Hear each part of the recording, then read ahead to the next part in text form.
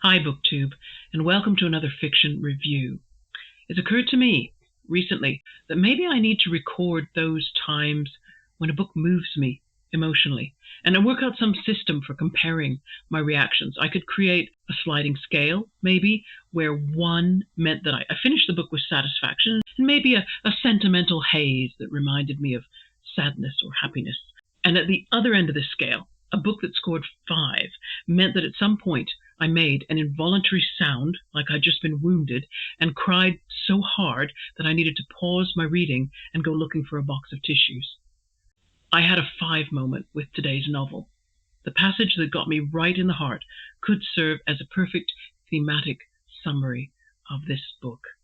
Isabelle had to keep looking away, for she was struck with the extreme ease with which lives could be damaged, destroyed. Lives, flimsy as fabric, could be snipped capriciously with the shears of random moments of self-interest. Snip, snip, all undone.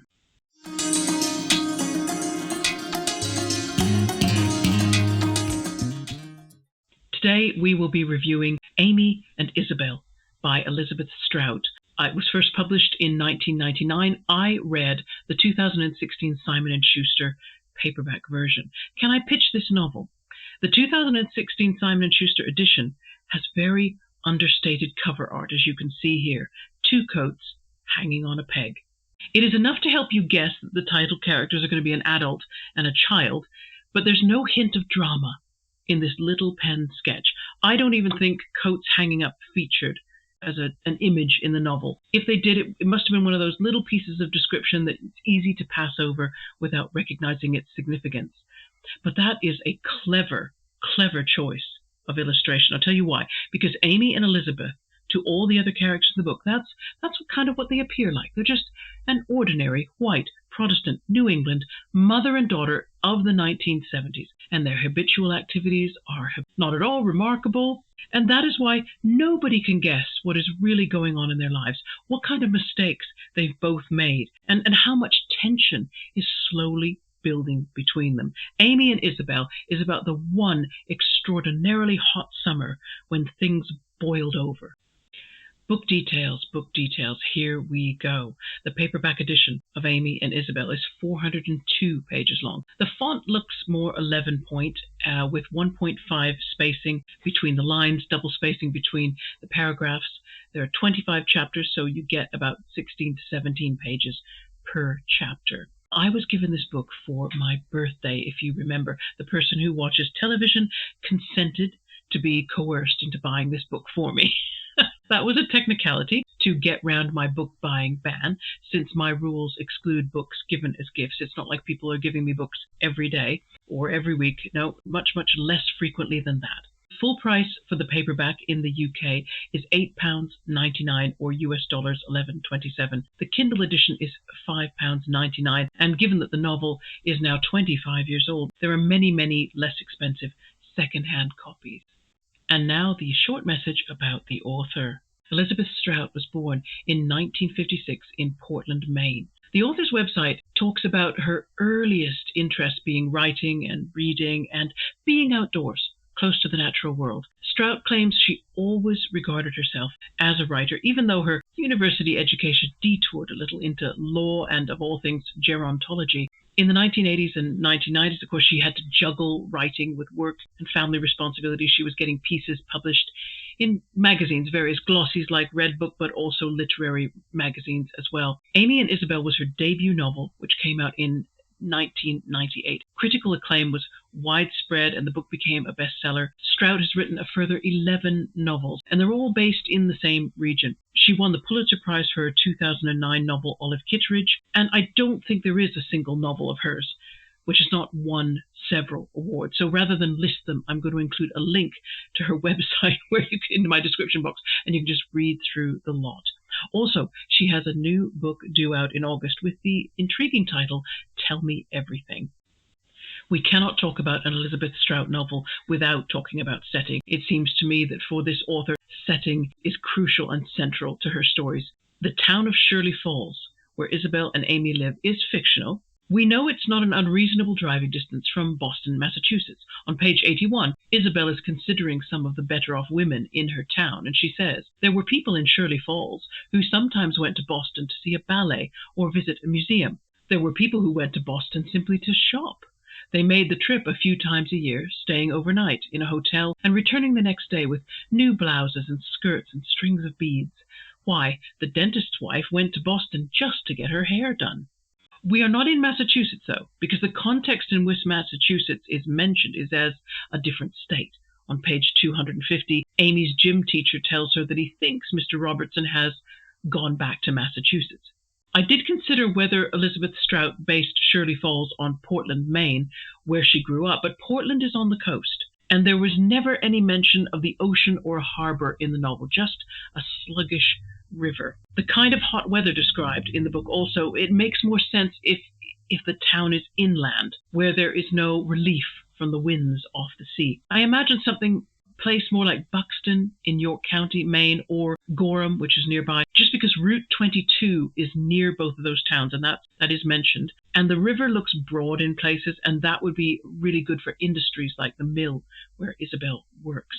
But for Isabelle and Amy, the economic setting, that also matters. There was never enough money, the novel tells us. Mother and daughter, they live on the desirable, i.e. Protestant, side of Shirley Falls, but on the outskirts in a rented farmhouse. And by the time that rent is paid, there isn't a lot of money left over.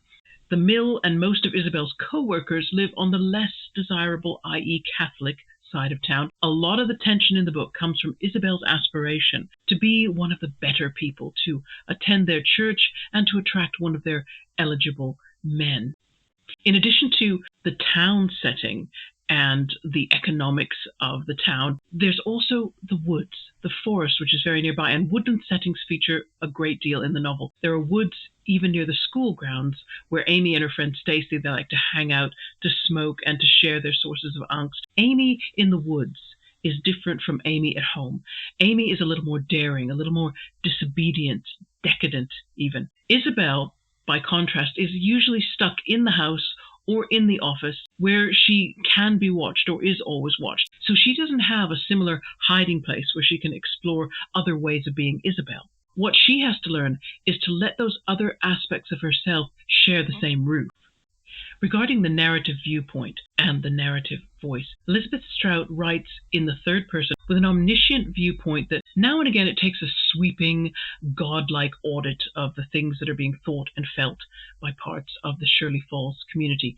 But mainly, the narrator remains very close to Isabelle and to Amy, and it mingles its own well-spoken, motherly kind of register with indirect discourse, that brilliant invention of Jane Austen, where the narrator's voice transforms into the cadence and personality of a character and then changes back again to become the all-knowing commentator. This quote I'm going to read is a good example. It comes from page 115. Isabelle is sitting up late in the kitchen, and she is trying to read and understand Hamlet for the first time. It was hard. Very, very difficult stuff. She hadn't expected it would be this difficult, and she had to fight a sensation of panic. Which he stood seized of to the conqueror, against the which a mighty competent was gauged by our king, which had returned to the inheritance of Fortinbras. Had he been vanquisher, now what was she to make of that? The kitchen was very quiet. She sipped her tea and glanced at the window. Where the white curtains parted slightly, she could see the blackness of the window pane, and she got up to tug the curtains together. She was not used to being down here alone at this hour. She sat at the table again, sipped her tea, and skimmed over the lines in her book. How weary, stale, flat, and unprofitable seem to me all the uses of this world. Well, look at that. She could understand that. Isabelle put her finger on the page. It was Hamlet himself speaking. How weary, stale, and flat seem all the uses of the world. Lord knew, there were times when she felt the world to be stale and weary, the way Hamlet said it. It was very nicely put. She felt a genuine prick of delight, as though she and Hamlet were suddenly friends. Does the novel fit a genre label? I will use the phrase coming of age, but I gotta stress that it's not just the younger characters who gain maturity. The majority of characters are women, so it is women's fiction, but specifically New England white American culture in the 1960s and the 1970s was still emerging from the myths that Betty Friedan called the feminine mystique, the idea that a woman will be able to find complete fulfillment by playing the nurturing, supporting, home-based role of a husband-headed family. Strout's novel cracks open the private lives of all the older women, those who have not felt fulfilled, or in Isabelle's case, you never got the chance to have it and then become disillusioned with it. But Isabelle is let down by proxy. Young Amy is at the start of this process, and she's ignorant of the past, and therefore she is deluded by the idea that what she's doing is new and somehow different, when truly she's just repeating mistakes. What really stood out for me as an aspect of this novel, well, Strout has this incredible minute attention to details of external and internal realities. And for me, the attractiveness of Strout's writing was the way she makes these two realities interfere with each other constantly. I'm going to read another passage which will show this from pages 270 to 271. Yes, this was where Isabelle's mind wanted to be. She pictured Avery in his back garden, wearing gardening gloves, a rumpled canvas hat on his head, weeding, perhaps, tugging out weeds from the rock garden. She had no idea if he had a rock garden, then raking the weeds up. She pictured him leaning for a moment on the rake, wiping his brow.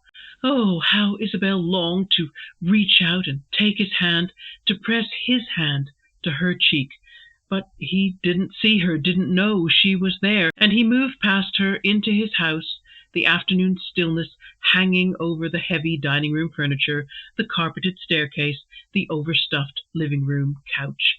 He would go to the kitchen and pour himself something cold to drink, then take it to the window, where he would stand looking out.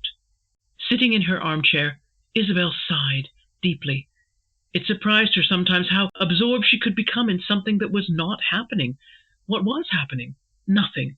She was sitting in a chair in a silent house, and had been sitting there for quite some time. But he had been so kind the other day in his office, so concerned as he sat at his desk. You surviving this hot summer all right, Isabelle? So she let herself continue to picture him, leaning against the windowsill, drinking something cold. He would stand gazing through the window, looking past the rake he had left propped against the garden wall, and then he would return the glass to the kitchen sink and climb the stairs, because he would have to take a shower after gardening. His secret parts. Oh, the incredible privacy of them, moist and warm at the very inner tops of his legs. There were times when Isabelle pictured this part of him as it would be in a state of excitement, but now she saw it in its complacency, moist and warm and pale, tucked up there in his undershorts. She loved him, and it moved her that he carried with him this private, intimate aspect of itself. How terrible, how ironic, that someone existed in this world, she, Isabelle Goodrow, who would, given the chance, gladly touch with extraordinary delicacy and love these aging parts of this aging man. Surely every man longed to be touched that way, with tender, tender love, and surely that stiff Emma, who walked around like she had a bad smell in her nose, and who lived with no regard for the privacy of people's sorrows, spreading gossip about Amy to Peg Dunlap, was not a woman who would love a man with delicacy and tenderness, the way she would, the way Isabelle would. So that was life. You lived down the road from a man for years, worked with him daily, sat behind him in church, loved him with an almost perfect love, and nothing. Is there problematic content in Amy and Isabelle? I have to avoid spoilers here, so all I can say is the book does mention a relationship between an adult and a minor, which as a reader you're going to witness as it becomes physical, and there's room to discuss the consensual nature of that intimacy. When the other characters learn about this relationship, then the reader also has to deal with their reactions and the way the couple behave subsequently. The problematic content is fundamental to the story. The fact that Strout brings the reader in close to the action, to all the pleasure and all the pain, is consistent with how granular she is in her realism. The problematic content also underlines a point. How much did Heterosexual women back in the day, how much did they truly gain from the sacrifices and the compromises they made to gain and hold the attention and affection of men, or also to maintain their standing among other women who were playing this man-grabbing game? If you watch my previous videos, you'll know I'm not enthusiastic about the term patriarchy, but I do admit to the reality that there are cultural expectations and structures of power which have privileged men. Strout's novel, I believe, is naming and shaming the women who are prepared to uphold and maintain those cultural structures. One small example is just the wary reaction of Isabelle's work colleagues when she brings a literary novel to work to read at lunchtime, and Isabelle's fear that she will be regarded as a snob because she's educating herself, elevating herself above her natural place amongst the other women. When women become the champions of patriarchy, they become culpable for its abuses of power. That's what the book is trying to say. Finally, any recommendations for related or follow-up reading? Anne Tyler. Anne Tyler and Anne Tyler. If you like Strout's granularity and the middle-class ordinariness of her characters, Anne Tyler's novels will tick all the same boxes. And I'm going to recommend Tyler's best-selling novel, Breathing Lessons, which won the Pulitzer Prize for Fiction in 1989. Now, here is granularity for you, right? The 324 pages of this novel, they cover only a single day in the protagonist's life, and yet you feel as if you've lived her whole life with her, and it explains, everything that happens explains why that day was such a significant one. Tyler's humor it's sharper than Strout's. With Tyler's Breathing Lessons, I laughed out loud in places. Strout's a little different, like she makes me laugh inside or suddenly feel warmer and lighter, if you understand what I mean. And that's another review done. Oh, also in April, I finished Virginia Rounding's biography of Catherine the Great. I did not cry at the end of that book, but I have some mixed feelings about Catherine as an empress. But we'll share that in a few days' time. Is your month of May getting off to a good start reading-wise? I think it gets more difficult when the sun comes out, or if you live in a place where, like me, sunshine is rationed, and some summers the portions are really stingy. You have to get out when you can. Anyway, thanks for checking out this review, and look out for more content this weekend. Take care. Bye-bye.